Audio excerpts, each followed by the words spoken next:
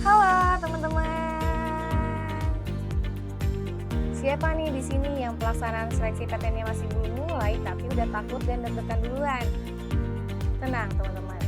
Dengan kita persiapkan diri sebaik mungkin nih untuk menghadapi seleksi PTN nanti. Dan hari ini kita akan belajar bareng materi mengenai kemampuan memahami bacaan dan juga pengetahuan dan pemahaman umum. Kita mulai aja yuk langsung.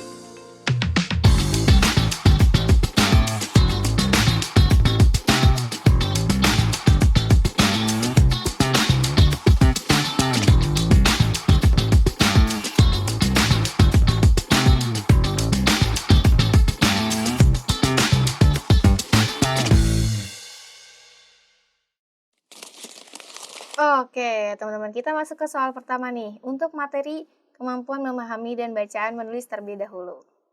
Di sini ada paragraf singkat ya, teman-teman, mengenai bukti kesuksesan artis di pemilihan kepala daerah atau pilkada. Langsung kita masuk aja ke soalnya.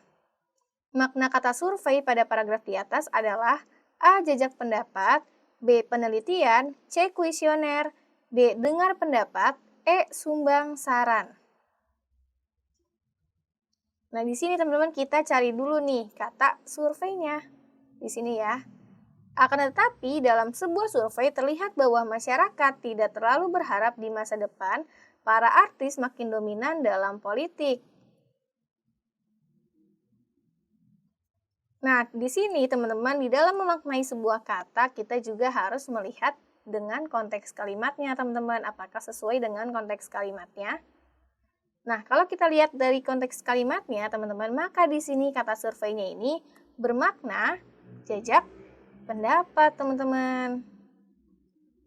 Jadi, akan tetapi dalam sebuah jajak pendapat terlihat bahwa masyarakat tidak terlalu berharap di masa depan para artis makin dominan dalam politik. Jadi, untuk soal ini, jawabannya itu adalah yang A ya. Oke, kita masuk ke soal nomor 2 nih, teman-teman. Di sini ada paragraf singkat lagi nih membahas mengenai kasus korupsi yang masih mengisi jagat pemberitaan di Indonesia terutama untuk sejumlah pejabat di pemerintahan, teman-teman. Yang ditanyakannya itu adalah kalimat tidak efektif pada paragraf di atas adalah A kalimat 1, B kalimat 2, C kalimat 3, D kalimat 4, E kalimat kelima. Nah, teman-teman di sini yang harus kalian pahami bahwa salah satu syarat dari kalimat efektif itu adalah mengandung subjek dan predikat, teman-teman. Nah, di sini kalau kalian lihat dari kalimat 1 sampai kalimat kelima, teman-teman, seperti ada dalam opsi jawaban, maka kalimat yang tidak mengandung subjek dan juga predikat itu adalah kalimat yang ketiga nih, teman-teman. Misalnya, bekas Menteri Sosial Juliari Batubara, bekas Menteri Kelautan dan Perikanan Edi Prabowo, dan Gubernur Nonaktif Sulawesi Selatan, Nurdin Abdullah. Nah, di sini teman-teman tidak ada subjek dan juga tidak ada predikatnya, hanya berisikan keterangan saja, teman-teman. Jadi untuk soal ini, jawabannya itu adalah yang C, kalimat yang ketiga. Oke, teman-teman, kita masuk ke soal nomor 3, teksnya masih sama dengan soal sebelumnya. Kalimat yang tidak koheren pada teks terdapat pada A kalimat 2, B kalimat 3, C kalimat 4, D kalimat 5, E kalimat 6. Nah, di sini teman-teman yang kalian harus pahami itu adalah mengenai kalimat yang koheren. Kalimat koheren itu seperti apa sih, teman-teman? Jadi, kalimat yang koheren itu adalah kalimat yang mendukung gagasan pokok. Nah, berarti kalau kalimat yang tidak koheren, ini adalah kalimat yang tidak mendukung gagasan pokok, teman-teman. Nah, kalau kalian baca, teman-teman, dari paragraf ini, maka kalimat yang tidak mendukung gagasan pokoknya itu adalah kalimat yang keenam nih, teman-teman. Terbukti sudah bahwa pejabat kita tak memikirkan rakyat. Nah, di sini teman-teman, kalimat keenam ini tidak sesuai dengan gagasan pokoknya yang lebih menekankan pada korupsi. Stop, tunggu dulu teman-teman.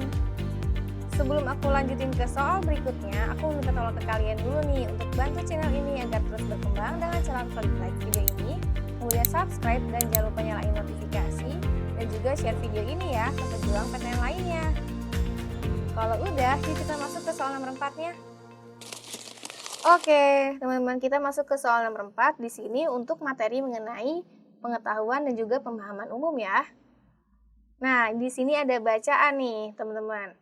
Bisa kalian baca dulu ya paragrafnya. Kalau udah, langsung aja masuk ke soalnya.